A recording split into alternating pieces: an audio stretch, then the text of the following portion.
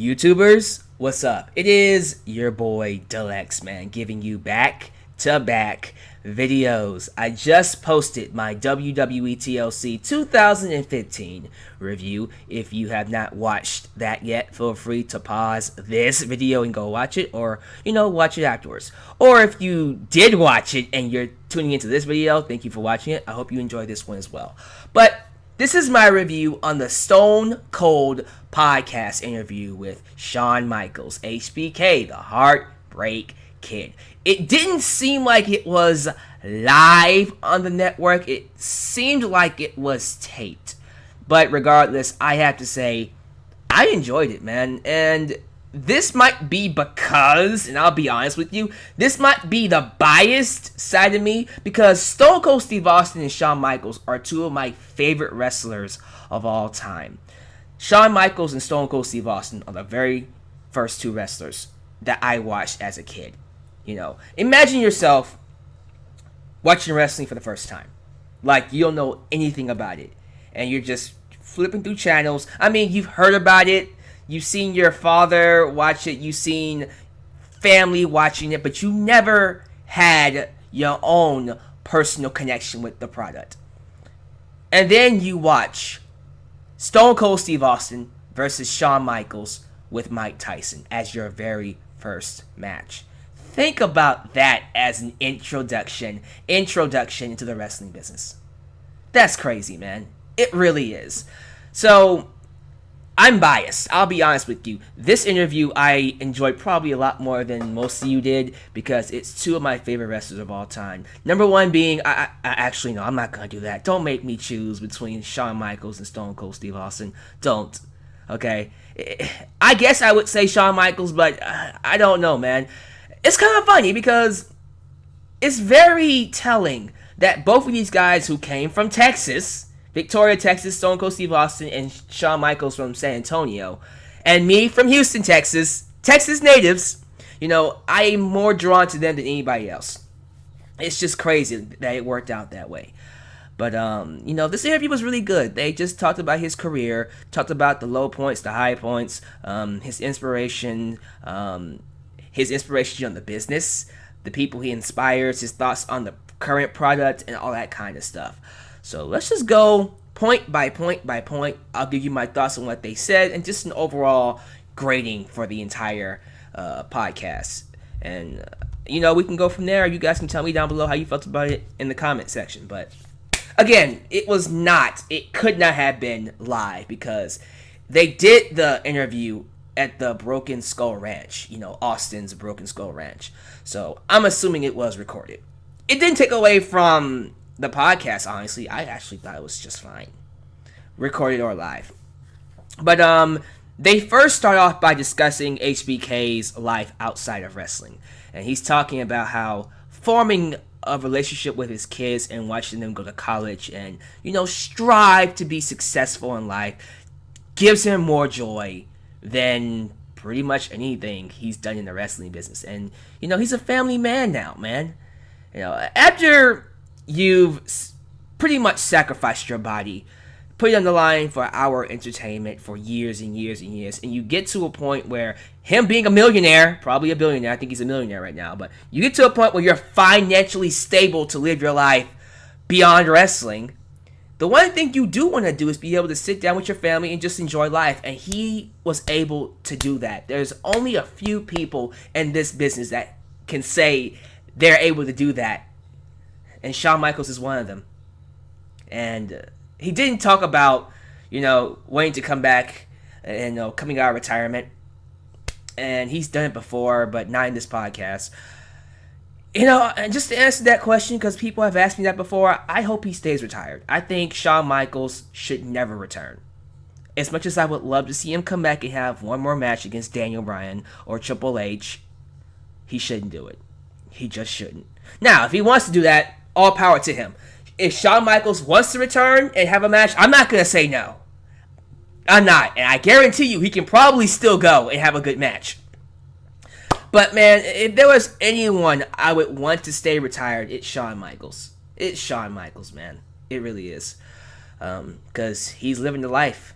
He's living the perfect life, the life that wrestlers dream of living when they retire. They go on to talk about Ric Flair, and both Austin and HBK say that Ric Flair is the greatest of all time. And they explain why. They talk about how Ric Flair, wherever he went, and every person he fought, he left better than what it was before he got there. Every company, every promotion, every wrestler, every match. His job was not to just, have good matches and, make good storylines and good feuds. His job was to make sure everyone got paid, got money. His job was to make sure the audience got what they wanted. And he left every single opponent better off than what they were before. And still walk out as champion. And there's only been a few people who were able to do that. Ric Flair, to them, is the master at it. And from that perspective, I can't argue with it. Now, is Ric Flair the greatest of all time to me? I can't say he is, and it's only because I didn't grow up with Ric Flair during the time of his heyday. Now, I grew up with Ric Flair, okay? I've seen Ric Flair work at his old age. If that is an indication of how good he used to be, because in his old age, he was still having good to great matches. Imagine the kind of matches he was having during his heyday. And I've seen them. I've gone back to watch his feuds with Terry Funk and Dusty Rhodes and, Tully Blanchard and Ricky the Dragon Steamboat. The list just goes on and on. I'd be here forever. So I've seen Ric Flair at his best. And I know he's great. And I know he was great. So anybody that wants to say he was number one of all time, I'm not going to tell you no. To me, he wasn't. My top 5 are Stone Cold Steve Austin, Shawn Michaels, Taker, Rock, and Hulk Hogan. Change them around somehow. Now, top 10, Ric Flair would definitely be in there, along with Bret Hart, along with Triple H, Andre, and Piper. So, that's the top 10. I can't rank them right now. I have never been able to rank my top 10 because it's hard. Don't ask me to rank my top 10 because I'm never going to be able to do it. Okay?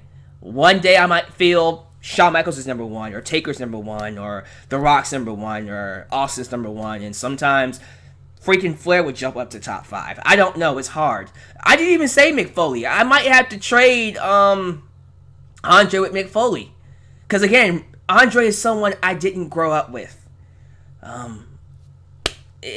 It's hard for me to say that he's one of the greatest of all time. I might have to put Mick Foley in top 10 because he just did so much for the wrestling business. He really did. But, to them, Ric Flair was the greatest of all time, and I'm not going to tell them no. I completely understand that. They talk about their match at WrestleMania 24, the retirement match with Ric Flair. And first off, fantastic match. Definitely the perfect match for Ric Flair to end his career on. Shawn Michaels talked about how it was an honor to be his final match in WWE. After he beat him with 3 super kicks, and that moment where, I'm sorry, Rick, I love you. He kicked him, pinned him, 1, 2, 3. He hugs him, tells him I loves him, and Ric Flair tells him I loves him. I loves him. I'm so southern. That's how you know I'm from Texas. I loves him. He told him he loved him, and Ric Flair, just cried his heart out. Just the perfect way to end your career. I never understand. I will never understand why Ric Flair would want to get back inside the ring because of how great his send-off was. Maybe the bite's just too much for him, man. He got back inside the ring in TNA, but it's rough. Loving the business as much as he does and doing it for so long, I think it's hard to retire. You have to think that wrestlers like Ric Flair, especially Shawn Michaels, with people who have been doing it since they were like 14, 13, since they were young, and they're 50, 60 now, you've been doing it for that long, it's kind of hard to stop. And I think Ric Flair, the bug is always going to bite him. But like I said before, I hope he never touches the ring again, or at least a match. He might. But I'm not going to tell Ric Flair to not wrestle ever again. Although, he's someone I'm very worried about if he does. Shawn Michaels, not so much. But Ric Flair, I'm like, you sure you want to touch that ring again, man? You sure? But that WrestleMania 24 match was spectacular. And, Shawn Michaels talks about how, he remembers watching Ric Flair when he was 15 years old. And he never thought he would be the guy to end his career in WWE. It's just a blessing for him. And it was. Then they talk about Bret Hart. And they talk about how at first Bret Hart and Shawn Michaels started off as friends, not very competitive, very supportive of each other, anytime one of them achieved something, they congratulated each other. What hurt their relationship was this idea that WWE gave the ball to Shawn Michaels and not Bret Hart. Bret Hart did not like the fact that they gave the ball to Shawn Michaels and not him. Which, naturally, I understand. I would think any guy that wants to be the number one face of the company would get a little envious of someone in that spot. You would feel like, you know what, I would do so much better if that was me. And of course, if you get the opportunity to prove it, you're going to do your best to prove it. I sometimes feel like maybe Austin was a little bit envious of Shawn Michaels. Or maybe Triple H was a little bit envious of Shawn Michaels. I mean, we get on Bret for feeling that way. I think there's a lot of people, even to this day, that was envious of Shawn Michaels getting that top spot. So I can't really blame him for that. Then they talk about the Montreal Screwjob. The Montreal Screwjob Survivor Series 1997, Shawn Michaels versus Bret Hart. So those of you who don't know the story behind the Screwjob is that Bret Hart was leaving the WWE in 1997 to go to WCW. It wouldn't be a problem if he wasn't the champion. Now, some of you are going, those of you who don't know, most of you know the story, but some of you who don't know the story, the problem with Bret Hart is that he didn't want to drop the belt in Montreal at Survivor Series. So Vince, HBK, and Triple H came up with this idea of taking the belt away from him without him knowing about it. It was a secret that only the three of them knew at the time, and Vince was going to take all of the blame. Although Shawn Michaels felt like the heat was going to be on him regardless. But it was Shawn Michaels' idea to end the match with a sharpshooter. That was Shawn Michaels' idea. And he admitted that in the podcast. But, the match happened. Bret Hart gets put in his own sharpshooter. Vince McMahon rings the bell. The crowd's angry. Everybody's just pissed. It's pandemonium, excuse me. Triple H, Shawn Michaels, Vince run to the back because it's just riot atmosphere and stuff like that. They get to the back. Bret Hart hits Vince McMahon, the infamous, he knocks him out, just get out of his system. And, they just talk about how it was just a scary moment. Bret was angry, and he held on to that for a long, long time. Bret pretty much held on to that for a good 10 years. A good 10 years. Like, the Bret Hart DVD they did in 2005 was, like, the only time we got the, okay, it's over with feeling. No, it was 2004. Take that back. 2004. I'm thinking of the feud between Shawn and Vince. Sorry about that, but it actually, they didn't reconcile until 2004. But then it wasn't really like a true reconciliation until 2010 when Bret Hart returned to WWE TV and he met Shawn Michaels and they hugged it out. That was when it was just a closing of the book kind of moment where it's like, okay, this feud is finally over. And it felt good, by the way. So that's, 1997 to 2010? That's 13 years. 13 years! It was rough on him, man. And they carried that burden for a long, long time. And Shawn Michaels wasn't happy with it either, but it had to be done. And people had their own opinions about whose fault it was, was it Vince McMahon's fault, Shawn Michaels' fault, Bret Hart's fault? I'm someone that believes, and if I was in the company, I would put the blame on Bret. This is just my opinion. I felt like Bret should have just dropped the belt. It didn't matter where you dropped it. He should have just dropped it. You're going to WCW anyways, dude. It doesn't matter. I'm going to lose in my hometown. Okay. You're leaving anyways. You're fine. However, as much as I can sit here and say this could have been avoided, I'm glad it happened because of this one segment, we got the birth of Mr. McMahon, that evil boss, which led into the feud with him in Austin. And magic happens. We're off to the races with the Attitude Era. Along with the formation of the Clique, they also talked about the Clique was the group between Shawn Michaels, Scott Hall, Kevin Nash, Triple H, X-Pac, or Sean Waltman backstage. they were just naturally friends. They naturally clicked. They enjoyed being around each other, and it clearly showed in their matches. I mean, Jesus Christ. WrestleMania 10 ladder match, Razor Ramon versus HBK. The feud between him and Diesel as world champion. Razor Ramon versus the 1-2-3 Kid. And then we go to NWO. Hello.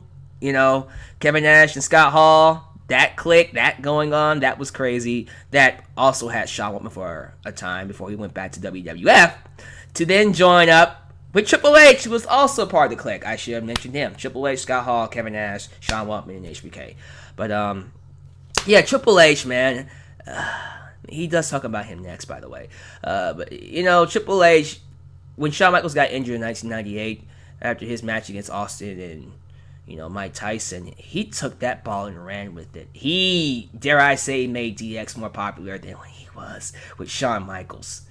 And that was just crazy, man. But yeah, the clique, it's just good stuff all around. And dare I say, the best of the clique feuds was Triple H versus Shawn Michaels. That feud between Triple H and Shawn Michaels in 2000, I dare say 2002 to about 2005 was just fantastic. Just all around great stuff. So, clique was awesome, man. I mean, they got a lot of heat for what they were in the business, but what can you do? The curtain call incident. The night where Nash and Hall were leaving to go to WCW, and they were having a tag match on an indie event or house show, whatever you want to call it. And after the match, they broke rules. They broke kayfabe, and they all hugged. It was just a shocking moment. Good guys and bad guys are hugging. What is going on? It's like Rita hugging the Power Rangers. It's like, what the heck? What is this? Yeah, Triple H took the blame for that. Triple H pretty much, had the drive and patience to just take it all for the sake of the business. And that's just cool that he did that, man. But what really made this something special is the fact that because of the curtain call, it allowed Triple H to, take what he did, become that ruthless wrestler, become that cerebral assassin, become that just great heel that he became much later on in 2000 and going forward. This was a result of that. But also a result of this was King of the Ring 1996, which was supposed to be Triple H's King of the Ring. He didn't win it because of the curtain call. It went to Steve Austin. Stunning Steve Austin. Well, it was the ringmaster at the time. And Austin won the thing. And then afterward, you got the whole 316, I just whipped your ass, and Stone Cold Steve Austin, opposite races, Attitude Era. It's just a lot of things. It's funny. A lot of the stuff that became the catalyst for the Attitude Era just so happened to involve Shawn Michaels. I just think that's funny. In some kind of way, the Attitude Era came as a result of what Shawn Michaels did. I just think that's really, really cool. In whatever way you look at it. Then they talk about his relationship with Vince McMahon. Him and Vince McMahon argued a lot, like cats and dogs, especially around the 1997, 1998 Attitude Era, Monday Night Wars period, when he was on drugs. He was very, very depressed, wasn't in a good place at all. They didn't talk about that, by the way. They just kind of skimmed over that, but a lot of people talk about Shawn Michaels during those days. He was hard to work with. I'm not going to be someone to condemn what he did, because even he wouldn't do that. But I can understand the rough position he was in. He was the guy charged with the responsibility of holding up the company during a time where WCW was kicking his ass. And he was doing it by following the rules.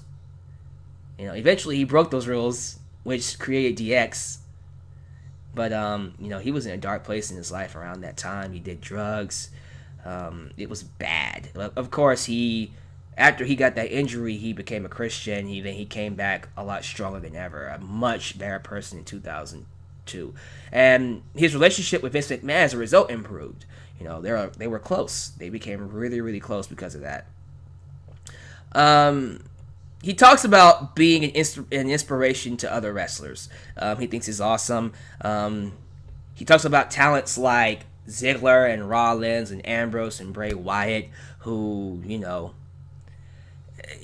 remind him of him when he was younger. And he calls Bray Wyatt the Undertaker of this generation. Shawn Michaels called Bray Wyatt the Undertaker of this generation. What a freaking plug. What a freaking way to put someone over. That is a great way to put someone over.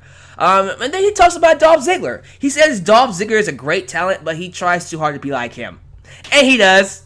He does way too much to look like Shawn Michaels. And I think Ziggler really should work on being himself. He really should. But maybe there's a reason Ziggler's doing that. I don't know. Maybe he's doing that for a reason. He talks about the super kick. He got the Sweet Chin Music super kick from Chris Adams. I remember Chris Adams. He was in AWA one good time. I can remember, during the documentary, they talked about him, doing the actual super kick. Was it NWA or was it AWA? I don't remember. It probably was NWA, but whatever documentary it was, I can remember watching it. And I remember seeing the super kick, and then I went, that's where Shawn Michaels got the super kick from, isn't it? And then he says it. I'm like, yeah, that makes sense. The thing about Shawn Michaels is he made it his own. And that's what the wrestling business is. It's like the music industry. The music industry, there's a lot of people taking old songs, but they're making it their own. And to me, that's fine. As long as it's not a carbon freaking copy ripoff of it, and it's done in a way that separates you from the original, it's fine.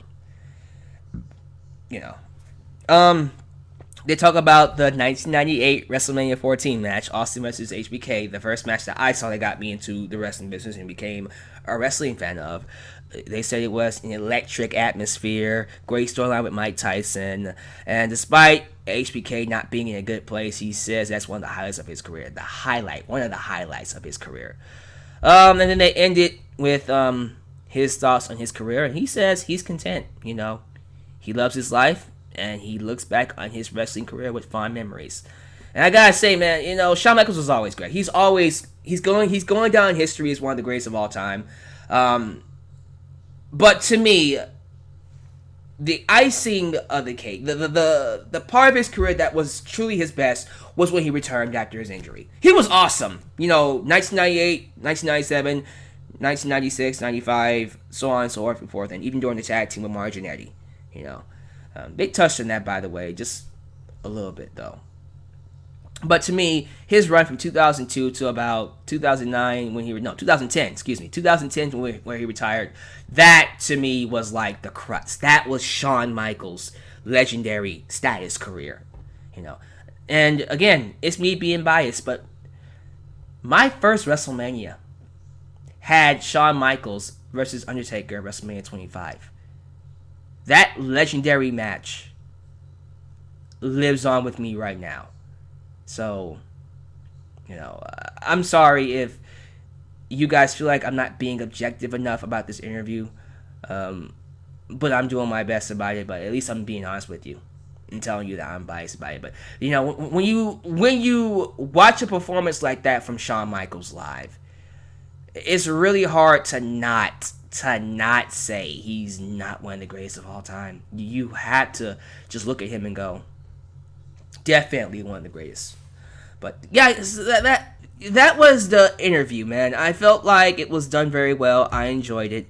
If you haven't seen it yet, go watch it. I'm pretty sure you'll like it. But down below, if you've seen it, give me your thoughts about the interview, about Shawn Michaels. How do you feel about Shawn Michaels? Do you think he's the greatest of all time? If you don't, tell me why down below. Let's get a discussion going about that. But thank you guys for watching this review on the Stone Cold Podcast. I will catch you guys next time in my next video. This is your boy, the X-Man, signing off. Peace.